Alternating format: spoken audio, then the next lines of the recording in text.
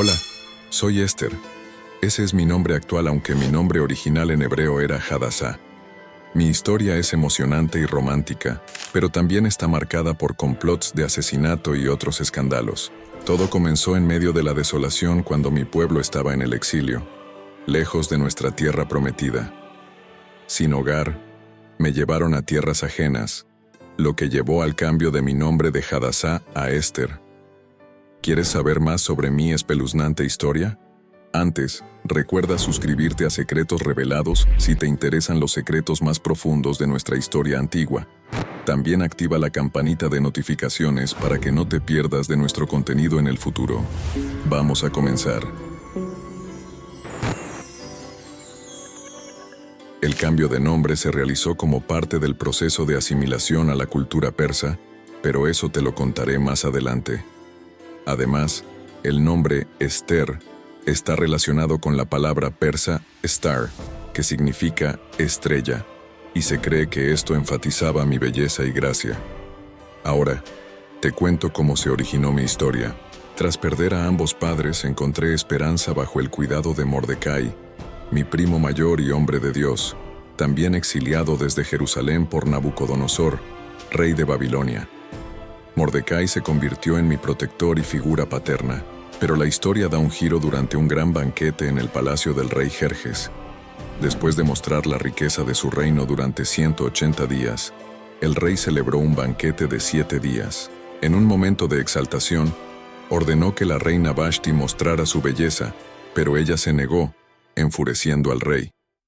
Consultados sus sabios, decidieron destituir a Vashti y buscar una nueva reina. Siguiendo la sugerencia de sus asistentes, el rey ordenó buscar jóvenes vírgenes para convertirlas en reinas potenciales. Bajo el cuidado de Hegai, el eunuco del rey, me encontré entre las seleccionadas. Aunque había muchas mujeres hermosas, gané el favor de Hegai y recibí tratamientos de belleza y atenciones especiales. Sin revelar mi origen por instrucciones de Mordecai, fui trasladada al palacio y al mejor lugar en la harem. Mi objetivo era ganar el favor del rey para convertirme en reina. Ya contaba con el favor de Hegai y Mordecai, quienes se preocupaban por mí diariamente. Mordecai, mi guardián, vigilaba el patio del harén para saber cómo estaba y qué ocurría conmigo, aunque tenía reglas que seguir antes de presentarme ante el rey Jerjes.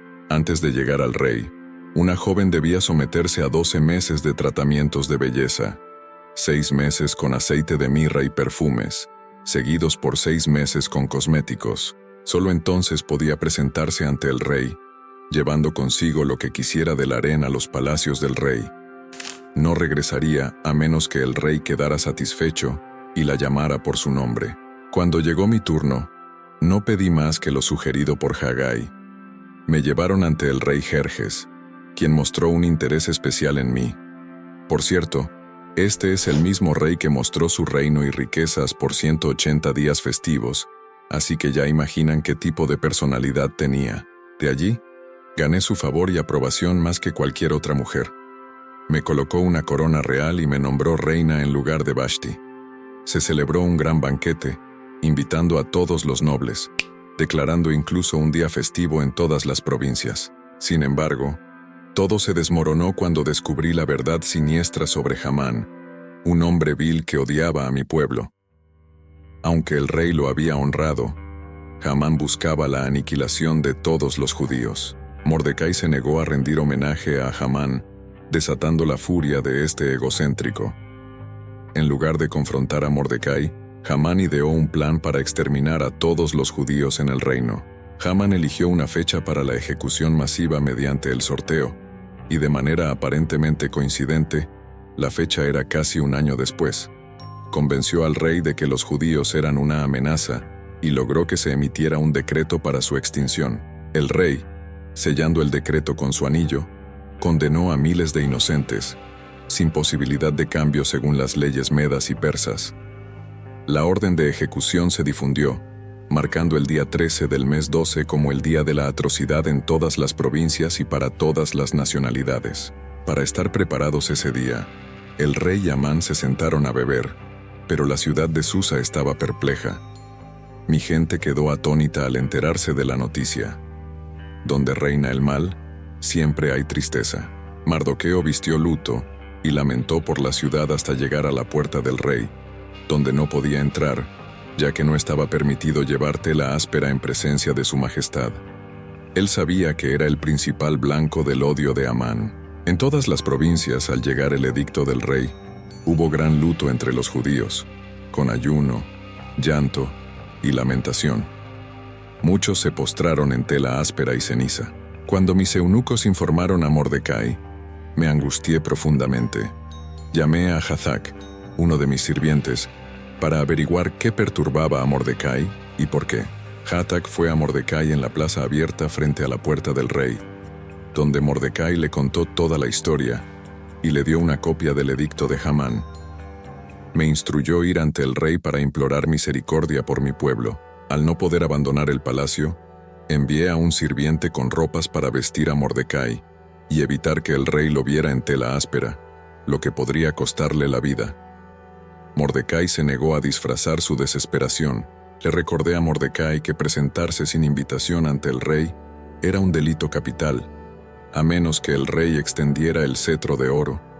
Mordecai respondió diciendo que, si yo permanecía en silencio, alguien más surgiría para salvar a nuestro pueblo, pero mi familia y yo pereceríamos. Quizás fui elevada al trono precisamente para este momento. Decidí actuar y ordené a Mordecai reunir a todos los judíos en Susa para un ayuno de 3 días. Ni comer ni beber, de día y de noche. También yo, junto con mis doncellas, ayunaría de la misma manera. Luego entraría ante el rey sin ser convocada, lo cual estaba en contra de la ley. Si perecía, perecía. La decisión estaba tomada. Mordecai obedeció mis órdenes y, a pesar del peligro, decidí ir al rey, confiando en Dios más que en mi propia seguridad y éxito. Al tercer día de ayuno, me vestí con mis ropas reales, reuní coraje y me presenté ante el rey sin ser llamada. El rey, al verme en el patio, se complació y extendió hacia mí el cetro de oro. Me acerqué y toqué la punta del cetro. Entonces el rey preguntó: ¿Qué deseas, reina Esther? ¿Cuál es tu petición? Incluso hasta la mitad del reino te será concedida. Este era el momento. Las próximas palabras determinarían el destino de mi pueblo. Respondí: si al rey le agrada que el rey y Amán vengan hoy a un banquete que he preparado para él. El rey ordenó traer a Amán rápidamente para cumplir mi solicitud. Con astucia, organicé un banquete al que asistirían el rey y Amán, sin que este último supiera siquiera de mis planes. Mientras Hamán y el rey disfrutaban de su vino durante el banquete, el rey me preguntó cuál era mi deseo. Me aseguró que cualquier petición sería cumplida, incluso hasta la mitad del reino. Mi respuesta fue directa y decidida. Si había encontrado gracia ante los ojos del rey, y si complacía al rey conceder mi petición, le pedía que él y Hamán asistieran al próximo banquete que prepararía para ellos. Al día siguiente, haría conforme a los deseos del rey y expresaría mi solicitud. Hamán, lleno de alegría y buen ánimo, se retiró ese día. Seguramente se sentía especial al haber sido invitado a un evento privado con el rey por la reina. Había cenado con las figuras más importantes del reino, y al día siguiente, la reina lo había invitado nuevamente junto al rey. Sin embargo, su felicidad se vio empañada cuando vio a Mardoqueo en la puerta del rey, quien se negó a mostrarle respeto o temor. Hamán se contuvo y regresó a casa, sin saber que la situación estaba a punto de cambiar drásticamente. Esa noche, el rey no pudo dormir y ordenó traer el libro de registros y hechos memorables. Al leerlo, descubrió que Mardoqueo había informado sobre un complot para atacar al rey por parte de 2 eunucos. Al preguntar qué se había hecho para honrar a Mardoqueo, los sirvientes dijeron que no se le había otorgado ningún reconocimiento.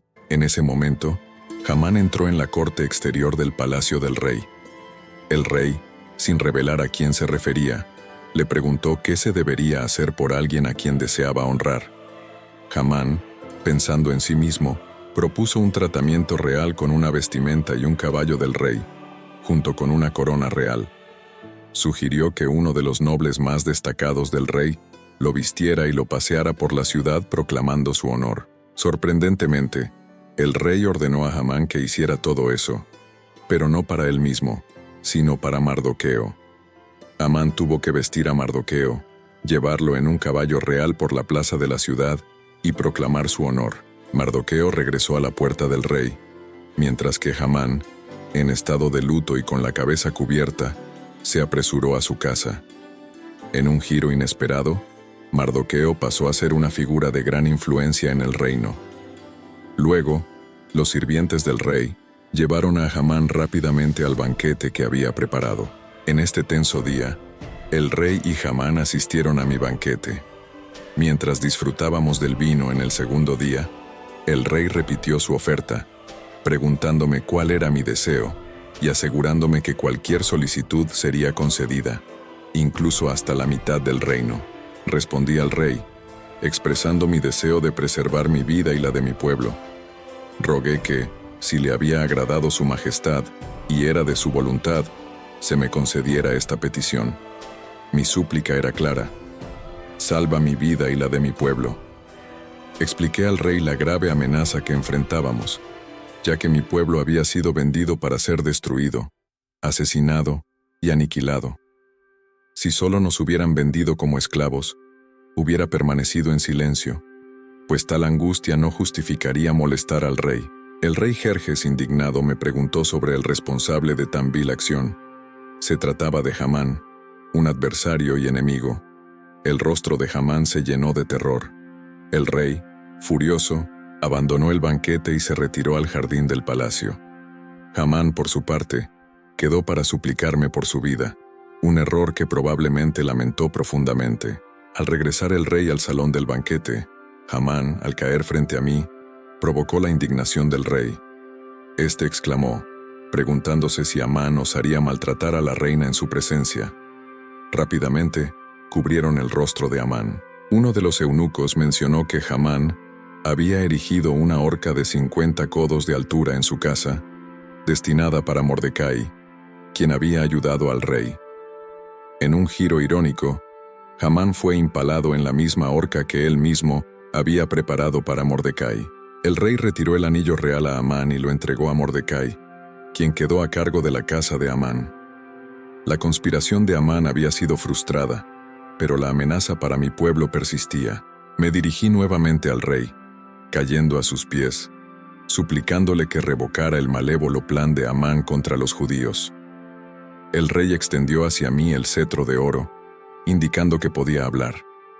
Solicité que se escribiera un decreto para anular las cartas de Amán, destinadas a la destrucción de los judíos en todo el reino.